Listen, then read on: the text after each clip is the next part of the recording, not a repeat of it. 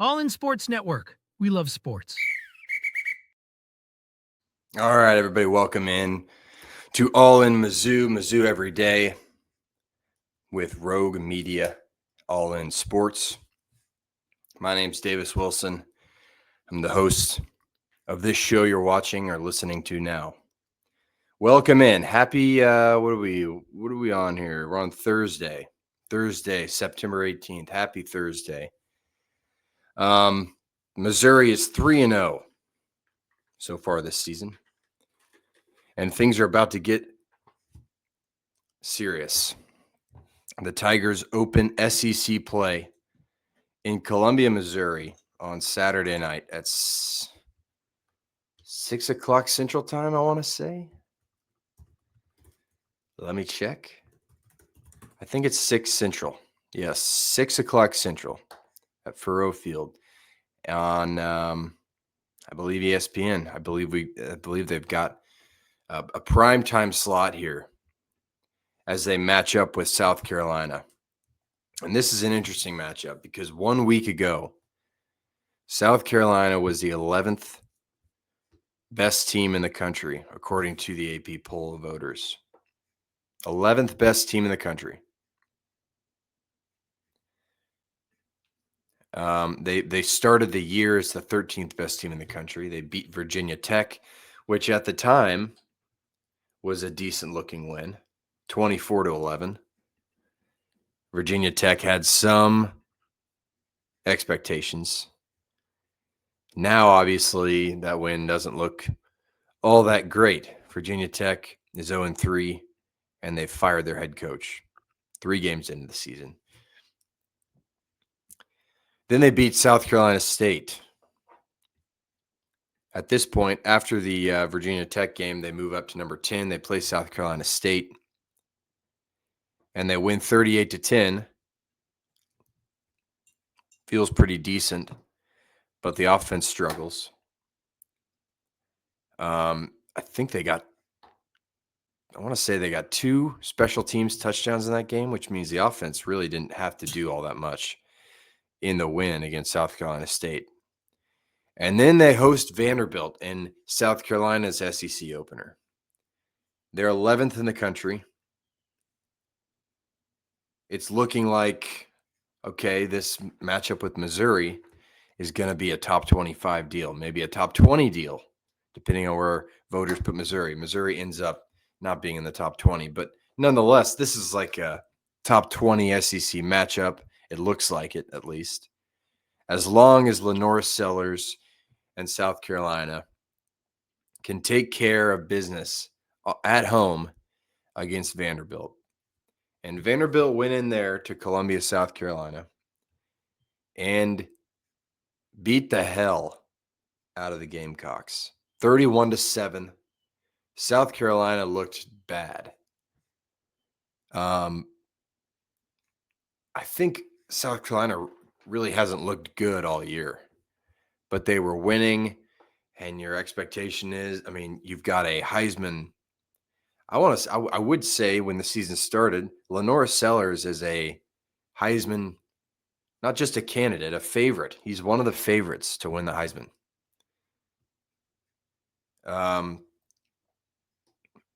And, he's not been bad, but this offense has been bad. South Carolina's offense has been bad. And to make things worse, right before the first half ends against Vanderbilt, Vanderbilt is up 14-7 at this point. LaNorris Sellers takes a big hit, leaves the game, does not come back. So you've got Luke Doty, a guy who played wide receiver not too long ago for this South Carolina team. Obviously, he started as a quarterback. He's been at South Carolina since 2020. Started as a quarterback, moved to wide receiver a little bit, moved back to quarterback this year. He comes in, can't get anything going against Vanderbilt. And Vanderbilt beat up on South Carolina. And now a team that you have really high expectations for coming into the year. A playoff, I don't know. Going into the season, I would say playoffs were the expectations for South Carolina. Now they're unranked. They're 2-1. They're 0-1 in the SEC with a loss to Vanderbilt at home. And this game against Missouri, all of a sudden, is looking like a must-win. Because if you're 0-2 in the SEC, you're 2 losses in 4 games with the schedule that they have to play the rest of the year. They got a tough stretch coming up. They've got Missouri on the road. They host Kentucky, which should be a win.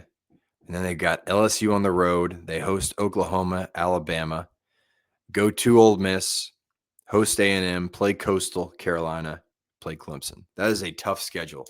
And if you're a 2-loss team after 4 weeks, which is probably on paper the easiest part of this schedule, if you've got 2 losses through 4 games, you can't lose another game. And they're going to lose another game. They just are. This schedule is too tough. So now you're looking at this game with Missouri. It's almost a must-win, which is crazy to say because it's September. So today I'm going to preview this South Carolina team, talk about what I've seen. I went and watched a bunch of their film this morning. And, man, the offense was not fun to watch. I'll get into that right now. We'll start with LaNorris. Like I said, this guy, a Heisman favorite.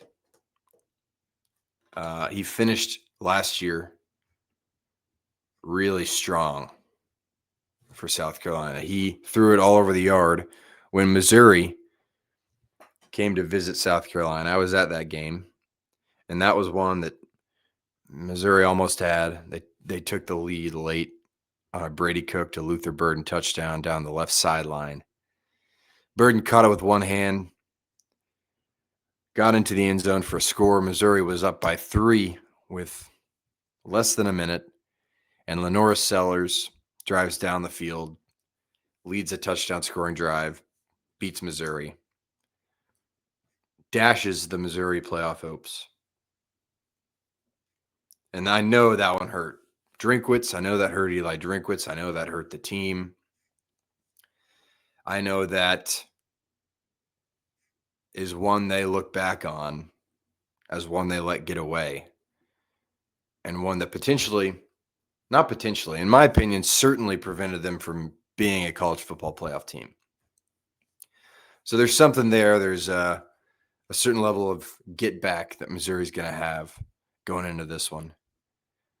Drinkwitz doesn't lose to South Carolina very much, and I'm sure he's going to want to start over a winning streak against this team. Anyway, back to LaNorris. Like I said, he went out in the first half against Vanderbilt, took a shot to the head. It looked like South Carolina coach Shane Beamer has been really careful with his words when talking about this injury. Really hasn't discussed very much, hasn't revealed anything, except for that he's optimistic Sellers will play. And I think you have to anticipate. Drinkwitz said it in his press conference. I believe it was yesterday. We're preparing to play against LaNorris. And I think that's what you have to do here, because when LaNorris is in this offense, although the offense, even with him in, was not good and not productive, it's different. It's a different level. They have talent. It's not like this team doesn't have talent. They're underplaying. They're underproducing for what they should be doing. And when you have Luke Doty in there instead of LaNorris, you're losing an entire dimension of your offense. So I think if you're Missouri, you have to prepare as if this guy, LaNorris, will play, because he killed you the last time you played him. The box score of that game last year, South Carolina, Missouri, LaNorris went 21 of 30 for 353 passing yards, 5 passing touchdowns, 1 interception, and he also rushed for 45 yards. He killed Missouri. I mean, it was pretty crazy to watch.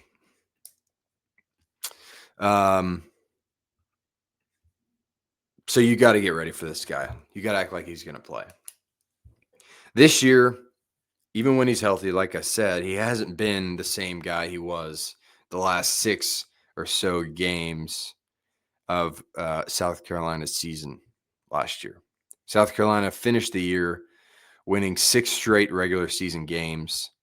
After starting the year 3-3, they finished winning 6 straight and then losing in a bowl game to Illinois. But the regular season, they finished 6-0, and LaNorris Sellers was the reason for that. He was really good, playing really well.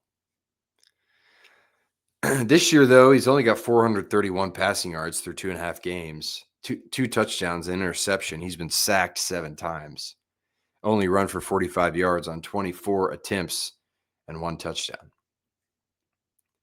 And I think a lot of this has to do with one thing I noticed was there are not a lot of clean pockets here with the South Carolina offense. The offensive line is letting pressure in. They're not necessarily letting guys blow by, but the pocket is collapsing. And that means LaNorris Sellers has to make quick decisions and leave, use his feet, which actually South Carolina wants him to do. But it hasn't been working. There's too much pressure. A lot of blitzes are getting home. I mean, he's been sacked 7 times. Let's get into some of the stats that I've seen from, I've been researching this offense. There are some stats that are pretty crazy to look at. I'm going to pull them up now.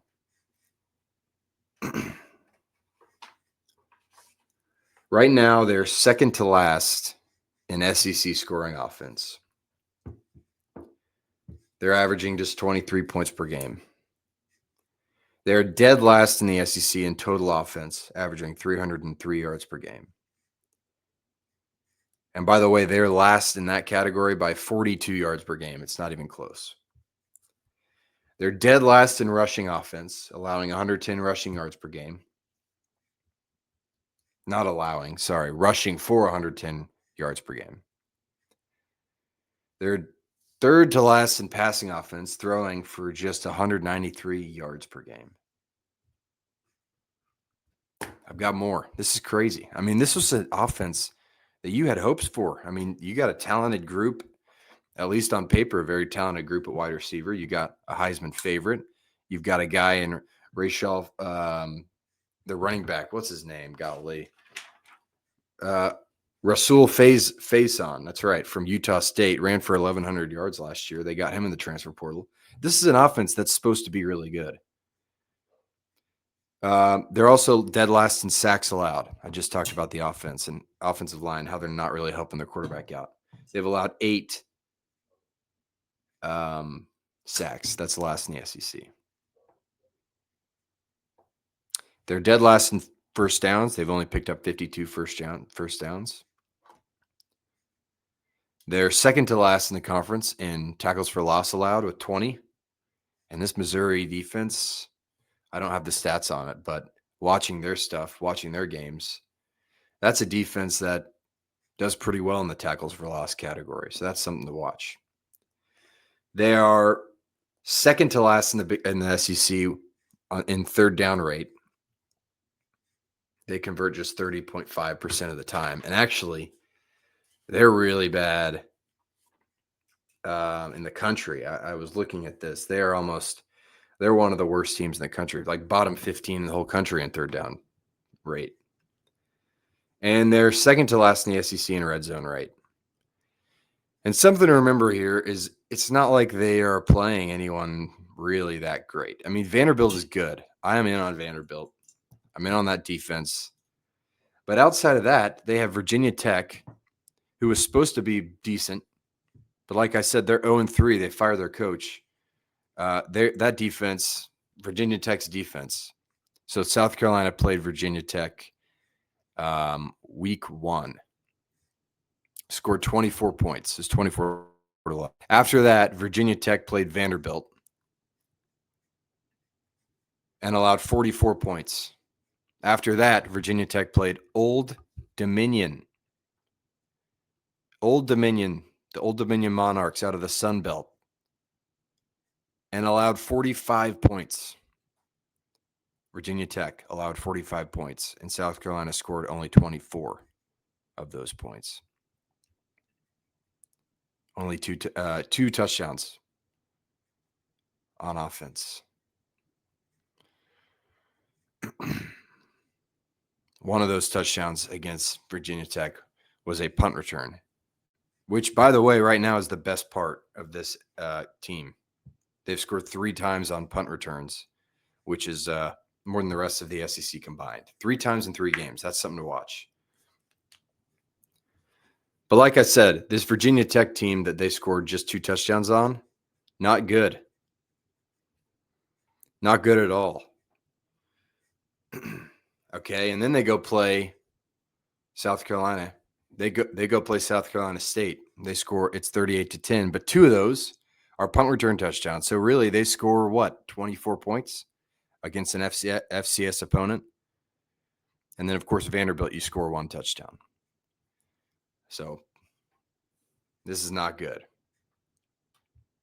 Not good at all for South Carolina. And it's tough because you don't know what's going to happen this week. You don't know if LaNorris Sellers is going to play.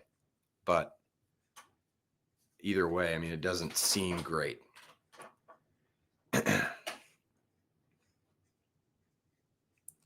What else do I have out here? I talked about Luke Doty, who might be playing against Missouri.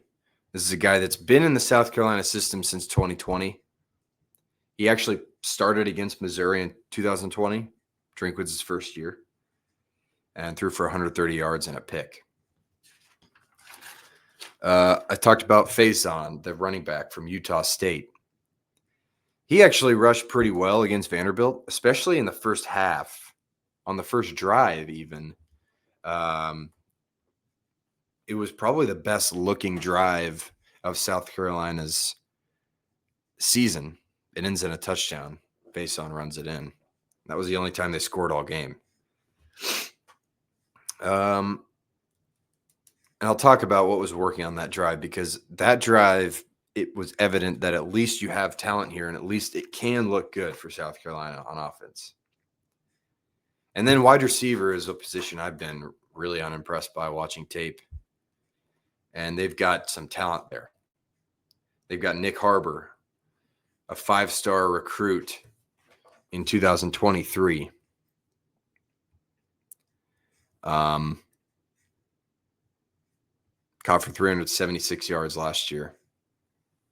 He only has 7 catches this year for 165 yards and a touchdown.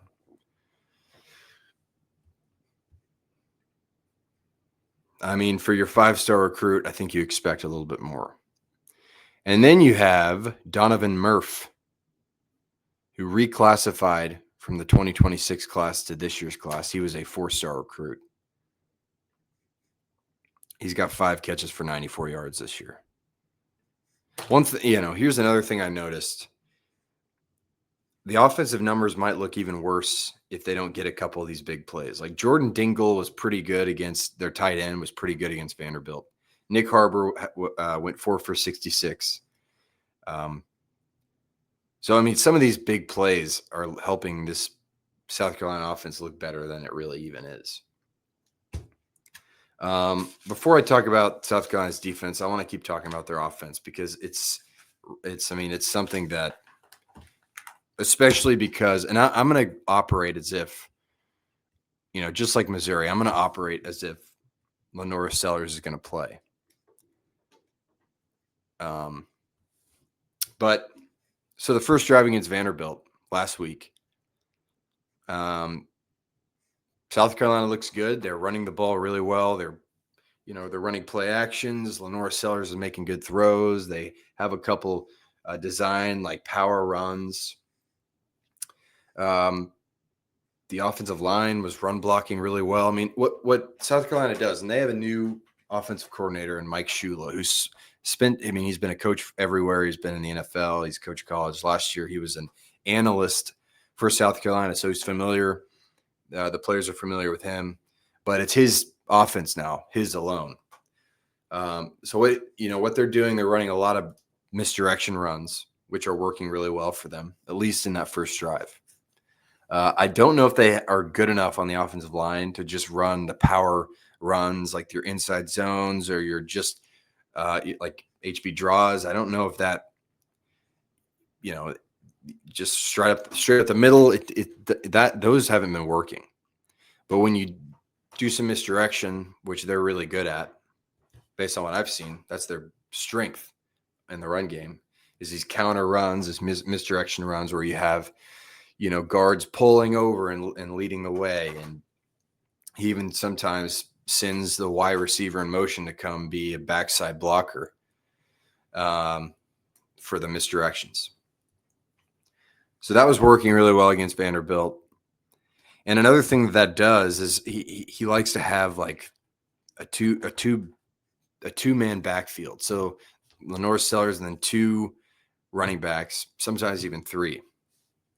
And that allows for a lot of different, eye candy motion stuff. You have opportunities to run options where LaNorris Sellers keeps it. You have opportunities for quarterback power runs where LaNorris Sellers just catches a snap and runs because he's got blockers with him.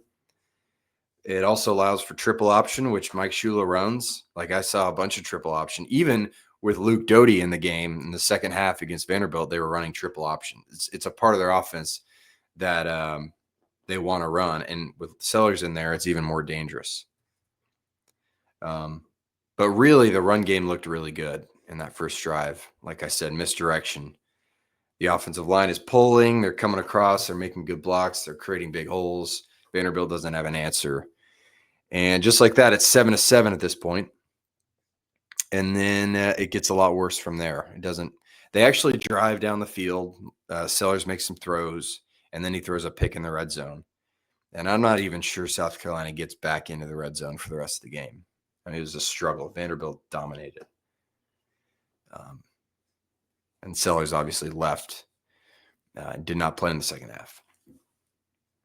So, I mean, there's glimpses of how this thing could work for South Carolina. And what Missouri needs to do, I think, assuming Sellers plays, they've got to keep an eye on him. I think they did a pretty good job against the most mobile quarterback they've seen all year in Jalen Daniels. I think they did a pretty good job of keeping an eye on him and not letting him do too much with those legs. That's kind of what you're going to have to do here against Sellers. Your defensive tackles are going to have to be big, and they've been good all year. They're going to have to get back there and close holes. You're going to have your linebackers come in and address these the counter holes that are going to come. You can't overcommit. You just got to keep your eyes up on the quarterback, eyes on the ball. And with this linebacker group that Missouri has, Josiah Trotter, Tristan Newsom, Khalil Jacobs, it's a pretty good group that has done a really good job in their athletes. Like Trotter, the tackle for loss king, I think he's going to be a big part in this game. I think this matchup is going to be a tough one for Missouri, for Missouri's defense, if South Carolina can figure it out, which is always a possibility. Like if you look at last year, like I said, this team started 3-3 in their opener last year. They squeaked out a win over Old Dominion. Shout out Old Dominion, by the way. That's their second mention of this podcast. They won by 4 against Old Dominion. They beat Kentucky by 25. Pretty good road win there. They lost to LSU. They beat Akron. They lost to Ole Miss and Alabama. So they're 3-3 at this point. And the offense doesn't look good. LaNorris Sellers is just meh. And then they rip off 6 straight, and the offense is like a machine, and it's really good. So something about what they do in the offseason, I don't know, but they're prone to these slow starts. So at some point, I do think, with a guy as good as LaNorris Sellers and a receiving core as on paper talented as they are, I do think that they'll probably figure it out some week because they are talented.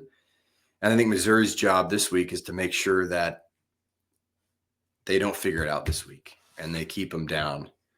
And I think a key to that is, South Carolina is not good on first down. or really on second down. That's why their third down conversion rate is so terrible. So if you can win on the early downs, force some 3-and-outs early, I think the confidence of this team, which is probably already fairly low, gets lower. And,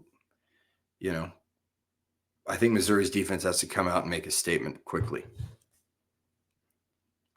And I think that sets the tone. All right, let's talk about – that was a lot of time we just spent on South Carolina's offense. Let's talk about the defense a little bit. This defense lost a lot last year. This was a really imposing defense last year. One of the best in the SEC, really one of the best in the country. Their defensive line was excellent, lost some of those guys. Like their defensive tackles, I remember they were rotated, like 3 or 4 guys at defensive tackle last year, and really good there. And they lost a lot of those guys. Of course, they still have Dylan Stewart, who was a 5-star recruit. All first team preseason SEC guy. I don't know if all SEC preseason, all SEC first preseason, all SEC first team, whatever the hell it is. He's back. But you did lose some guys. Kyle Kennard was a beast for them last year. He's gone. Tonka Hemingway, TJ Sanders, those guys were the guys I was talking about in the trenches. They're gone. So they had to replace a lot. And this defense, doesn't look great. Really doesn't look great. Looks very gettable. They're 11th in total defense in the SEC, 309.7 yards allowed per game. 9th in passing defense, 202 passing yards allowed per game. 9th in rushing defense, 107.7 rushing yards per game. They allow 17.3 points. This is this is the most talented defense that Bo Perbula and this Missouri offense will have seen this season so far. Kansas's defense, not great. Better than Louisiana, better than Central Arkansas, obviously, but not a great defense, honestly. But this South Carolina defense has talent. Dylan Stewart will be an issue for them. I like what Drinkwitz said, though, about Dylan Stewart. He said this guy's I'm paraphrasing here, obviously. He said this guy's really good. He's going to make plays, but basically we have to just play our game. We can't worry too much about him. And I'm interested to see how Bo's going to look here against an SEC defense. I'm interested to see how this offensive line is going to look against a defensive line that has talent, that reloaded a little bit.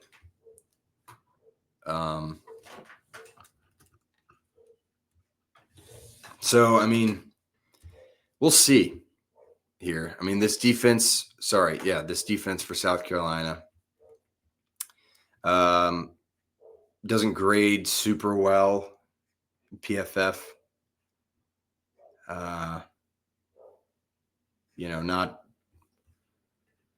Not fantastic by any means, but there's talent. That's all I'm saying. I think that's the first time they've allowed 30 points.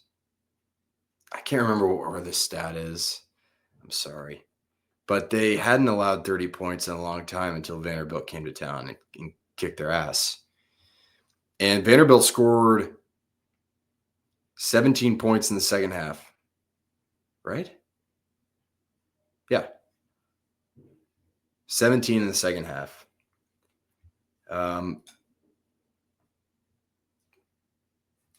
If you want to look at what exactly worked against Vanderbilt,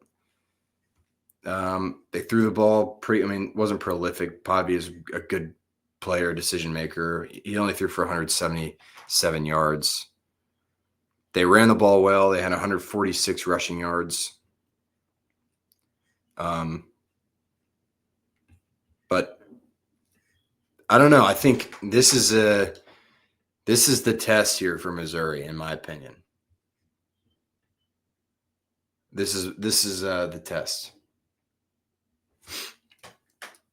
How they look against this team that is more experienced and more talented than anyone they've seen so far will be a tell to see, how good this offense really is. An offense that's looked really good. I expect them to be able to run the ball with Ahmad Hardy because he's just one of the best running backs in the country. I expect them to want to throw the ball. I expect them to want to get out to a lead and keep a lead. Another thing here that South Carolina doesn't do a great job of, and this is something that Missouri is going to have to exploit, they turn the ball over 4 times against Vanderbilt. I mean, they repeatedly shot themselves in the leg against Vanderbilt. They also had 8 penalties for 85 yards. This is not looking like a super disciplined team right now. But again, South Carolina has a knack, at least last year, for figuring it out later in the season. And Missouri, the goal has to be to keep them down for a little bit longer and not let them figure it out.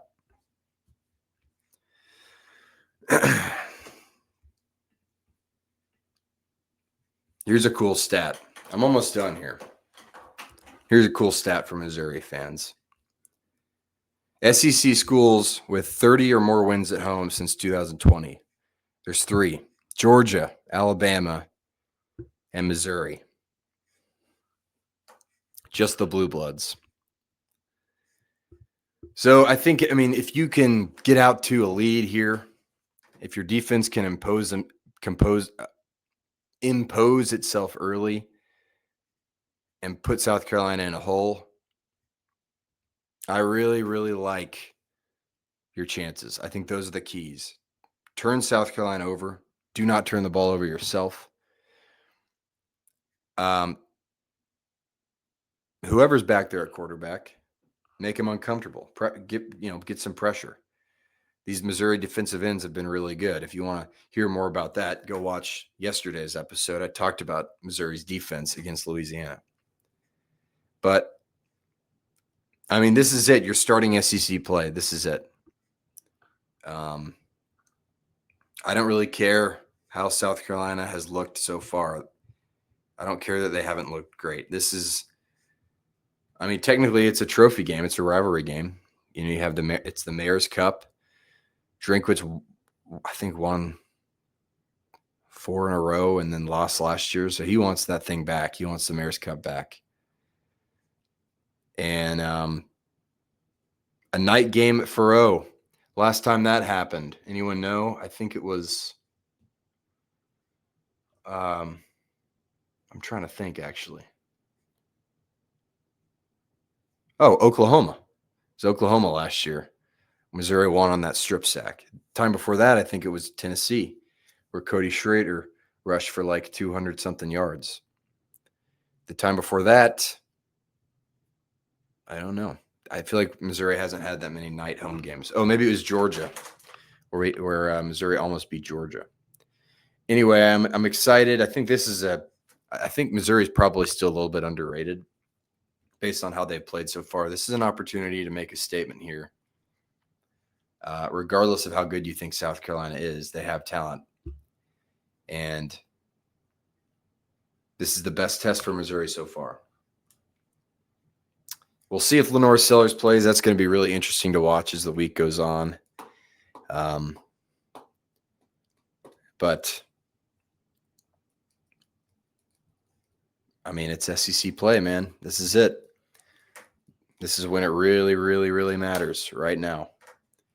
So I'm excited to see how Missouri handles it. All right, tomorrow I'll be back with a show. I think my buddy Chase James is going to come on. He is a beat writer for the Columbia Missourian this year.